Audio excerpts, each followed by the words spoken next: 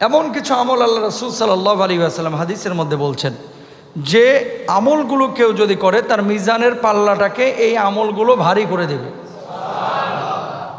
10টা আমলের কথা আল্লাহ রাসূল বলেছেন। কয়টা? আরো জোরে বলেন। এই আমলগুলো যদি আপনি করেন কিয়ামতের ময়দানে মিজানের পাল্লায় আমলগুলো কি হবে? ভারত্ব তৈরি করবে। যখনই পাল্লাটা ভারী হয়ে যাবে আল্লাহ তাআলা জান্নাতের ফয়সালা করে দেবেন। কি কি আমলগুলো শুনেন, মানার নিয়তে চেষ্টা করবেন ইনশাআল্লাহ। বলেন জাহান্নামের আগুন থেকে তো তখনই বাঁচবেন যখন মিজানে আমলের পাল্লাটা আপনার ভারী হবে, সওয়াবের পাল্লাটা ভারী হবে, গুনাহের পাল্লাটা যখন হালকা হবে। এই পৃথিবীর বুকে প্রত্যেকটা মানুষেরই কম বেশি গুনাহ আছে।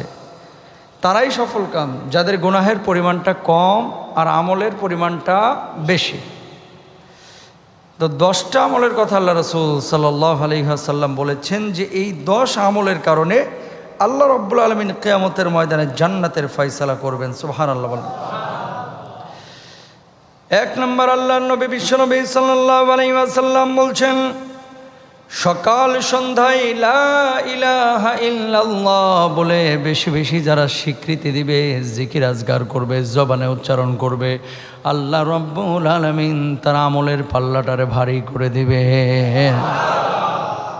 আব্দুল্লাহ ইবনে আমর ইবনে আস রাদিয়াল্লাহু তাআলা আনহু বর্ণনা করছেন রাসূল সাল্লাল্লাহু আলাইহি ওয়াসাল্লাম বলেছেন আল্লাহর নবী নূহ আলাইহিস সালাতু ওয়াসসালাম মৃত্যুর সময় তার ছেলেকে এ বলেই ওসিয়ত করেন, 2টি জিনিসের আমল করবে আর 2টি জিনিস থেকে বিরত থাকবে। আল্লাহু আকবার বলেন। আমল 2টি কি? 1 নাম্বার লা ইলাহা ইল্লাল্লাহর জিকির করবে।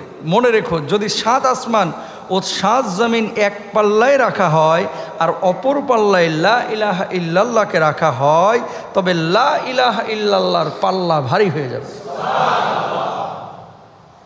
7 আসমান আর 7 জমিনের ওজন মনে হয় 150 গ্রাম, 2 কেজি। হিসাব করা যাবে? এটা উঠানোর মতো পাল্লায় আবিষ্কার হয়নি, ঠিক কিনা ভাইরা আমার? তা বলা হচ্ছে যে এক পাল্লায় গোটা 7 আসমান 7 জমিন আর আরেক পাল্লায় শুধু লা ইলাহা ইল্লাল্লাহকে রাখা। লা ইলাহা ইল্লাল্লাহ মানে আল্লাহ ছাড়া কোনো ইলাহ নাই, এই পাল্লা ভারী হয়ে যাবে। বলুন আল্লাহু আকবার। 1 নাম্বার। আচ্ছা, যদি 7 আসমান ও 7 জমিন একটা অবিচ্ছেদ্য গোলাকার বৃত্ত হতো তাহলে লা ইলাহা ইল্লাল্লাহ ও সুবহানাল্লাহি বিহামদিহি সব কিছুকে চূর্ণ বিচূর্ণ করে ফেলতো। বলুন আল্লাহু আকবার। আর নিষেধ করলেন কি? অর্থাৎ লা ইলাহা ইল্লাল্লাহ সুবহানাল্লাহ বেশি বেশি বলবা, 2টা আদেশ। আর এখানে নিষেধ করা হলো যে খবরদার নিজের ভিতরে অহংকারকে জায়গা দিবা না, শিরিক কখনো করবা। মনে রাখবেন অহংকার এমন একটি বস্তু, আগুন যেভাবে লাকড়িকে পুড়িয়ে ছারখার করে দেয়, ধ্বংস করে দেয়, আপনার ভিতরে অহংকার যদি ঢোকে, হিংসা যদি ঢোকে, আপনাকে কুড়ে কুড়ে শেষ করে দেবে, আপনার আমলগুলোকে নষ্ট করে দেবে। নাউজুবিল্লাহ বলেন। আপনার কয় টাকা আছে, কি হয়েছেন আপনি? অনেক সময় এরকম দাম্ভিকতা আপনার আমার ভেতরে আসে। অহংকার করার যোগ্যতা একমাত্র আমার আল্লাহর আছে, আর পৃথিবীর কোনো মানুষের নাই, ঠিক কিনা? আপনিও যেমন মলমূত্র ত্যাগ করেন, বাংলাদেশের শ্রেষ্ঠ ধনী ওই সালমান এফ রহমান সাহেবের মতো লোকেরাও মলমূত্র ত্যাগ করে, ঠিক কিনা? আপনি যেমন ঘুমান তারাও কিন্তু ঘুমায়। আপনি যেমন অসুস্থ হইলে আহ করে চিৎকার করেন, এরাও কিন্তু চিৎকার মারে। এমন না যে কয়েক বিলিয়ন ট্রিলিয়ন ডলারের মালিক দেখে তার অসুখ বিসুখ হয় না, তার ব্যথা লাগে না, মশায় কামড়াইলে পা চুলকায় না, এরকমটা মনে করেন না। এই জন্য বন্ধুরা আমার, হাজ্জাজ ইবনে ইউসুফের প্রধান সেনাপতি মুহাল্লাব রাস্তা দিয়ে একদিন হেঁটে যাচ্ছেন। এমন মুহূর্তে একজন আল্লাহর ওলি, একজন দরবেশ তার দিকে তাকিয়ে তিনি বললেন, তুমি কে, এলাকায় কি করো? তখন ওই দরবেশ বললেন, আল্লাহর ওলি বললেন, এলাকায় আমি থাকি, আল্লাহকে ডাকি, জিকির আজগার করি। আমারে কি তুমি চিনো? কয় না, তোমারে চিনি না। ওই প্রধান সেনাপতি বললেন, হাজ্জাজ ইবনে ইউসুফের প্রধান সেনাপতি, আমি রাস্তা দিয়ে হেঁটে যাচ্ছি, তুমি আমারে সালাম দিলা না, এত বড় সাহস। সম্ভবত ওই ওলির নাম ছিল ইব্রাহিম ইবনে আদহাম। হাজ্জাজ ইবনে ইউসুফের প্রধান সেনাপতি যখন এই প্রশ্ন তাকে ছুড়লেন, কেন সালাম দিলা না? আমি প্রধান সেনাপতি, হেঁটে যাচ্ছি, তোমার কি ডর করে না? ওই ইব্রাহিম ইবনে আদহাম তখন বললেন, সেনাপতি আপনি প্রধান হতে পারেন, আমাকে যেমন সালাম দেওয়া জরুরি ছিল, আবার আমার যেমন আপনাকে সালাম দেওয়া জরুরি ছিল, আপনারও কিন্তু আমারে সালাম দেওয়া জরুরি ছিল, ঠিক কিনা? আপনি প্রধান সেনাপতি হয়েছেন, তাই কি হয়েছে? ভুল না হলে আমার হইল, আমি সালাম দিই নাই, আপনি কেন দিলেন না? বেটা আমার লগে তর্ক করো প্রধান সেনাপতির সাথে? এত বড় সাহস!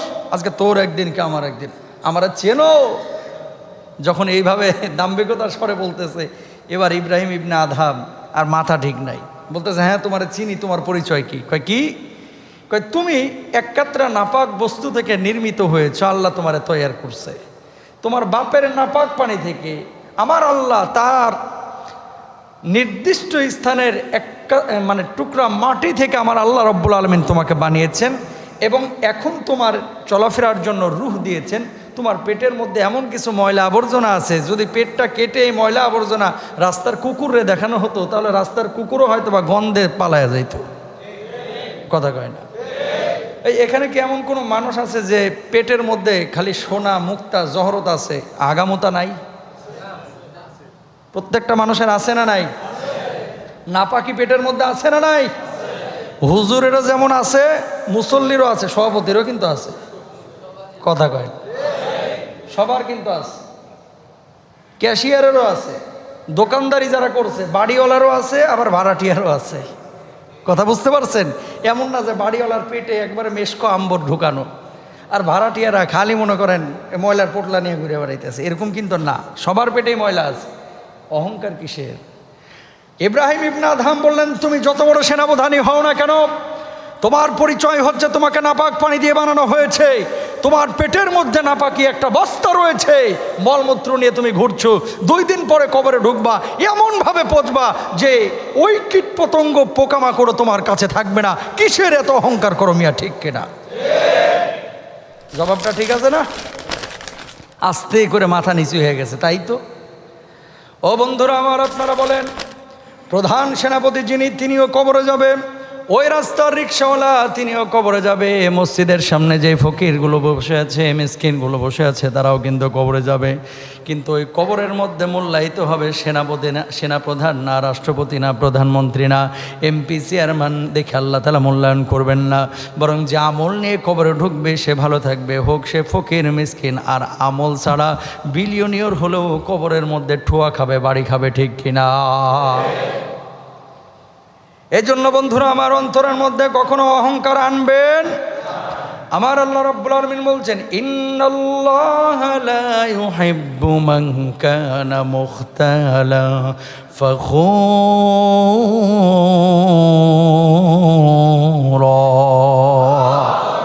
আল্লাহ রাব্বুল আলামিন এই অহংকারীদেরকে ভালোবাসেন না, পছন্দ করেন না। কিন্তু দুঃখজনক হলেও সত্য, আপনার বাড়ির পাশে যাদের 2টা পয়সা আছে, গরিবদেরকে মানুষই মনে করে না। পাওয়ার আছে, প্রশাসন, যার টাকা আছে তার দিকে বারবার মন নেয়, অনেক সময় ফকির মিসকিনদেরকে মানুষ হিসেবে মূল্যায়ন করে না। আছে না নাই? এগুলো অহংকার। এগুলো কি অহংকার? এগুলো করা যাবে না। টাকা আছে, খালি বান্ডিল খরচ করে আরেকজনের উপরে চড়াও হওয়া যাবে না। এরপরে আসেন, তাহলে কি বললাম? 2 নম্বরে আলহামদুলিল্লাহ বলা। 2 নম্বর হচ্ছে সব সময় যারা আল্লাহর প্রশংসা করে, ভালো সময় যখন চলে তখনও বলে আলহামদুলিল্লাহ, খারাপ সময় যখন চলে তখনও বলে আলহামদুলিল্লাহ। কিন্তু আমাদের সমাজে এমন কিছু মানুষ রয়েছে, একটু যদি খারাপ থাকে, বিপদ আপদ থাকে, কয় আল্লাহ কি আর কাউরে পায় না, শুধু আমারই ধরে। কথা কয় না? বিপদ যখন আসে দলবাইন্দা কিন্তু আসে, খেয়াল করেন। আর ওই যে ইউটিউবে কয়েকদিন আগে তো ভাইরাল হয়ে গেল, আজকে আমার মন ভালো নাই, দেখছেন না? আজকে আমার মন ভালো নাই। শোনেন, ভালো থাকুক মন্দ থাকুক, সর্বাবস্থায় বলতে হবে আলহামদুলিল্লাহ। এই একটা মূলনীতি শুনেন, আপনি সবসময় নিচের দিকে চিন্তা করবেন। এই আপনি বেতন পাচ্ছেন ধরেন 30,000 টাকা, অনেক মানুষ আছে মাত্র বেতন পায় 7,000 টাকা, আছে না? অনেক মানুষ পায় কিন্তু মাত্র 16,000 টাকা। আপনি চিন্তা করবেন এরকম, আমি তো 30,000 পাচ্ছি, ও 7,000 পাইতেছে, আল্লাহ তো ওর জায়গায় আমারে রাখতে পারত। কথা বলে না? আজকে আপনি আতর, সুরমা, পারফিউম লাগিয়ে মসজিদে এসেছেন, কত সুন্দর সুন্দর জামা, বোঝা যাচ্ছে একটা রিফ্রেশ ভাব আপনার মধ্যে আছে। গোসল করে পরিপাটি হয়ে আল্লাহর ঘরে এসেছেন, এসির মধ্যে বসেছেন, খেয়াল করেন আপনার মধ্যেও যেমন রক্ত গোশত আছে, ওই যে মানুষগুলো বসে আছে মহিলাগুলো সাহায্য চাওয়ার জন্য, তার ভিতরেও কিন্তু একই রক্ত গোশত আছে। আল্লাহ কিন্তু এই জায়গায় না বসায় আপনারা ওখানে বসাইতে পারতেন। কথা বুঝতে পারছেন? আল্লাহ কিন্তু ওই জায়গায় আপনারা বসাইতে পারতেন। তাহলে কি এখান থেকে বুঝতে হবে আপনার যে আল্লাহ তো আমার এ পর্যায়ে রেখেছেন, এত হা হতাশ করেন কেন? এত হা হতাশ কেন? পেট্রোল, ডিজেল, অকটেল, হ্যাঁ এগুলো বেড়ে যাচ্ছে, এ হচ্ছে সে হচ্ছে। যারা দোষী, যাদের কারণে এই সমস্ত কষ্টগুলো মানুষ যদি ইচ্ছাকৃতভাবে কেউ আমাদেরকে দেয়, অবশ্যই আল্লাহর আদালতে ওই সমস্ত মানুষগুলোকেও দাঁড়াইতে হবে। কোনো পার পাওয়ার উপায় নাই। কিন্তু আপনার সান্ত্বনা কি? আল্লাহ তো আমার সুস্থ রেখেছেন। পেট্রোল যাক জাহান্নামে, অকটেন যাক গোল্লাই, সেটা যারা ভাবার তারা ভাববে। কিন্তু আমার কথা হচ্ছে যতক্ষণ আপনাকে আল্লাহ সুস্থ রেখেছেন আপনি ততক্ষণ ভালো আছেন। খেয়াল করেন পেট্রোলের কেজি, অকটেনের লিটার ধরেন হলো 5 টাকা, কিন্তু আপনি ক্যান্সারে আক্রান্ত, ভালো লাগবে? ভালো লাগবে? তখন কিন্তু চিন্তা আর পেট্রোল অকটেন নিয়ে না, তখন চিন্তা কয়দিন বাঁচমু আর কয়দিন টিকে থাকবো, ঠিক কিনা? তাহলে আপনি চিন্তা এইভাবে করেন যে আমার চাইতে অনেক মানুষ আরো খারাপ আছে, আমার চাইতে আরো অনেক মানুষ কি আছে, খারাপ আছে, আল্লাহ তো তার চাইতে আমার ভালো রাখছে। এইরকম চিন্তা যদি কোনো মানুষের হৃদয়ে কলিজার মধ্যে আসে, আল্লাহর কসম পৃথিবীতে ওই মানুষটা সবচাইতে বেশি সুখী। বুঝতে পেরেছেন? তাহলে সর্বাবস্থায় আমরা কি বলবো? আলহামদুলিল্লাহ। অনেকে যদি জিজ্ঞেস করেন ভাই কেমন আছিস ভাই, মুখটারে কাইস্টিয়া করিয়া যেন মুখের উপরে ঠাডা মারছে কেউ, কয় নাই রে ভাই একরকম চলতে আছে। কথা কয় না? আছে না নাই? একরকম চলতেছে তো চান্দুমিয়া তুমি দাঁড়ায় রয়েছো কে? আল্লাহ তো তোমার ভালো রেখেছেন, এটা মনে রাখতে হবে। যতক্ষণ আপনি সুস্থ আপনি ভালো আছেন আলহামদুলিল্লাহ। কোন বন্ধুরা আমার, এই জন্য সুবহানাল্লাহ, আলহামদুলিল্লাহ, লা ইলাহা ইল্লাল্লাহ আমরা বেশি বেশি পড়বো, আল্লাহু আকবার। যারা এই আমলগুলো বেশি বেশি করবে, যার জবানটা এই আমলে সচল থাকবে, আল্লাহ রাব্বুল আলামিন কিয়ামতের ময়দানে তার মিজানের পাল্লাটা ভারী করে দিবেন। তারপর আরো একটি জিকির আল্লাহর নবী করতে বলেছেন, সুবহানাল্লাহি বিহামদিহি সুবহানাল্লাহিল আযীম। তারপর আল্লাহর নবী বলছেন সৎ চরিত্রবান হওয়া। কিয়ামতের ময়দানে যেই ব্যক্তির চরিত্রটা ভালো থাকবে, অর্থাৎ চরিত্র ভালো করে যে কবরে যাবে, ওই ব্যক্তির আমলটা ভারী হবে। আল্লাহ রাব্বুল আলামিন বলছেন ওই ব্যক্তিকে কিয়ামতের ময়দানে জান্নাত দিবেন। আর নবীজি বলছেন নামাজ পড়ো, রোজা করো, যাই করো, যত আমল করো, সবচাইতে ভারী আমল হচ্ছে এই যে সৎ চরিত্রবান হওয়া, নেককার হওয়া, মুত্তাকি হওয়া, পরেজগার হওয়া। যার চরিত্র যত বেশি ভালো তার আমলের পাল্লাও তত বেশি ভালো, তার আমলের পাল্লাও তত বেশি ভারী। সুতরাং একজন মানুষের সবচেয়ে মূল্যবান সম্পদ হচ্ছে চরিত্রটা। এই চরিত্রকে ঠিক রেখে যদি আপনি আপনার জীবন পরিচালনা করতে পারেন, আল্লাহ রাব্বুল আলামিন আপনার জান্নাত নসিব করবেন। বলুন ইনশাআল্লাহ। সৎ চরিত্রবান হওয়া মানে কি? এর সংজ্ঞাটা কি খেয়াল করেন এবার। সৎ চরিত্রবান মানে হচ্ছে ওই ব্যক্তি হালাল খাবার গ্রহণ করবে, উপার্জন করবে হালাল। 2 নম্বর হারাম বর্জন করবে। 3 নম্বর নিজ পরিবারের স্ত্রী, সন্তান, মা বাবা ও ভাই বোনের সঙ্গে উত্তম উদার ব্যবহার করবে। 4 নম্বর নাবালক সন্তানের মৃত্যুতে ধৈর্য ধারণ করবে। যদি এই রকম কোনো ব্যক্তি চরিত্রের মধ্যে নিয়ে আসতে পারে, আল্লাহ রাব্বুল আলামিন তার জন্য জান্নাতের ফয়সালা করে দিবেন। আরো জোরে বলেন। এরপরে আমলের পাল্লাকে ভারী করবে যে মানুষটা অন্যের জন্য দোয়া করে। কার জন্য? নিজের জন্য না, আগে কার জন্য? অন্যের জন্য যদি আপনি দোয়া করেন, এই দোয়াটা আপনার দিকেও ফিরবে, আল্লাহ ওরেও কবুল করবে, আপনারাও কবুল করবে, আল্লাহ আপনার আমলের পাল্লা ভারী করে দেবে। আল্লাহু আকবার, কত বড় কথা। আল্লাহুম্মা গফিরলিল মুমিনিনা ওয়াল মুমিনাত। অন্যের জন্য বেশি বেশি দোয়া করব ইনশাআল্লাহ, বলেন। আচ্ছা, তারপরে যে ব্যক্তি কেউ যদি মারা যায় মহল্লার মধ্যে, ওই মহল্লার মৃত ব্যক্তির জানাজার মধ্যে কেউ যদি অংশগ্রহণ করে, আল্লাহ রাব্বুল আলামিন তার পাল্লাটাকেও ভারী করে দিবেন। মানুষ মারা গেলে জানাজায় যাওয়া দরকার আছে না নাই? আছে, যাবেন। কিন্তু লেনদেনের কারণে অনেকে যাইতে চায় না। জানাজার নামাজে অংশ বেশি করবেন, গ্রহণ করবেন, অংশগ্রহণ করবেন। জানাজার নামাজে শরিক হবেন, লাভটা কি? নিজের মৃত্যুর কথাও স্মরণ হবে। আজকে আপনি যার জানাজার নামাজে গিয়েছেন, কালকে আপনার জানাজার নামাজে এই মহল্লার মানুষই যাবে। সুতরাং রাগারাগি রেশারেশি করবেন না। মানুষ মারা গিয়েছে, তার সমস্ত ভুলগুলো, যেটা আপনার যদি কোনো ভুল করে থাকে, আপনার সাথে কোনো খারাপ আচরণ করে থাকে, হক নষ্ট করে থাকে, সব আমরা মাফ করে দেবো ইনশাল্লাহ। বলেন, মারা যাওয়ার পর আর কোনো অভিযোগ রাখা যাবে? কিন্তু সত্য কথা, তিতা কথা হলো, বাস্তবতা এটাই, আপন ভাই ভাইয়ের জানাজায় পর্যন্ত অনেকে যাইতে চায় না। আছে না নাই? বাপের জানাজাতে অনেক সন্তান যাইতে চায় না। এরকম কুলাঙ্গার আছে না নাই? ঠাডা পড়ুক এর মাথার উপরে। আল্লাহ হেদায়েত দান করুক, আমিন বলেন। আমার নিজে চোখে দেখা কথা বলছি, নিজে চোখে দেখা। বাপটা যখন মারা গেল, ভদ্রলোককে বললাম যে বাপের সাথে আপনার রাগারাগি আমরা ছোট থেকেই দেখতেছি, একটু জানাজায় যান। আমরাও গিয়েছি। উনি বললেন, হ্যাঁ রে, আমি মাফ করতাম না। কারে? আর বাপেরে মাফ করবে না সে, তাই বলতেছে বাপেরে আমি মাফ করব না। নিজের যে আপনার আব্দুল কাদের জিলানী, এটা কিন্তু মনে করেন না। ও কিন্তু ইবলিসের ছোট ভাই অনেক আগে থেকে। যত ধরনের বদমাইশি সবই কিন্তু ওর ভিতরে আছে। এই ইবলিস আবার বলতেছে বাপেরে আমি মাফ করুম না। চিন্তা করেন, তুই যদি ভালো হইতি তাহলে ভাবতাম যে তোর বাপ তোর সাথে অন্যায় করছে, তুই তো খারাপ। তারপরে বললাম যে বাপ মারা গিয়েছে, জানাজায় যান। কারণ যেমনটা আপনি করবেন ঠিক উল্টাটা আপনারও কিন্তু ফিরবে। কথা কয় না? সত্যরা মিথ্যা? বাপ মারা গেলই না জানাজাতে, দাফন কাফনও গেল না, আমরা গেলাম। যাই হোক, আমি ঢাকা আসার পরে 6, 7, 8 বছর পরে স্ট্রোক করে লোকটা মারা গেল। খেয়াল করেন, লোকটা কি হয়ে গেল? মারা গেল। হের ছেলে এখন হের জানাজায় যাইতে চায় না। আমাকে কিরে জানাজায় যাবি না? আমি হেরে মাফ করতাম না। আল্লাহু আকবার বলবেন না? বললাম জানাজায় যাবি না তোর বাপের? আমি হেরে মাফ করতাম না। এ নিজ কানের কথা বলতে, শোনা কথা বলতেছে, দেখা কথা বলতেছে যে আমি এর মাফ করতাম না। তার মানে কি? যেমনটা তুমি তোমার বাপের সাথে করছিলা, আজকে তোমার পোলাডার আল্লাহ ওইরকমই বানাইছে। কথা বলেন না কেন? সুতরাং মানুষ মারা যাওয়ার পরে কোনো অভিযোগ করবেন না।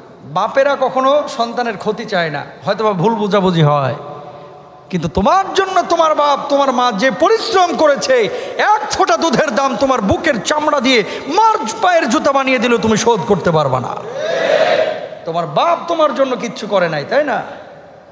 যখন ট্যা ট্যা করে কান্না করেছিলে, যখন তোমার সন্তান, তুমি যখন জন্ম দাও, তোমার বাপ যখন তোমাকে জন্ম দিয়েছিল, কত সংকট তোমার বাপের পকেটে ছিল, তোমার বুঝতে দেয় নাই, তুমি এগুলো জানো না, কারণ সেগুলো তো ভিডিও করা নাই। আজকে একটু বড় হয়েছে, বাপ তোমার জন্য কি করেছে? চান্দমিয়া টাক্কা, একবারে টাক্কু ফাটায় দেওয়া উচিত, ঠিক কিনা বলেন? বদমাইশ, এগুলো করা যাবে না। এরপর আল্লাহ নবী, বিশ্বনবী সাল্লাল্লাহু আলাইহি ওয়াসাল্লাম বলছেন সাদাকা করতে হবে। আল্লাহ নবী আরো বলছেন রাগ না করা। যারা রাগ করবে না, আল্লাহ রাব্বুল আলামিন যাদের চরিত্রের মধ্যে সহনশীলতা আছে, যাদের চরিত্রের মধ্যে কোমলতা আছে, বিনয়ী আচরণ আছে, আল্লাহ রাব্বুল আলামিন তাদের আমলগুলোকে ভারী করবেন, মিজানের পাল্লা ভারী করবেন। বলুন সুবহানাল্লাহ। ডিটেল আলোচনা করলে অনেক সময় লাগবে, শুধু আমলগুলো বলতেছি। 10 নম্বরে যে আমলটি, সেটি হচ্ছে আল্লাহর রাস্তায় যারা দাওয়াতি কাজ করে, দিনের পথে মানুষকে আহ্বান করে, আসো কল্যাণের দিকে আসো, নামাজের দিকে আসো, ইমানের দিকে আসো। যারা এমন কাজ করে, সৎ কাজের আদেশ দেয়, অসৎ কাজ থেকে মানুষকে বিরত রাখে, আল্লাহর দিকে যারা মানুষকে আহ্বান করে, আল্লাহ তাআলা তাদের আমলের পাল্লাটাকেও ভারী করবেন। বলুন সুবহানাল্লাহ।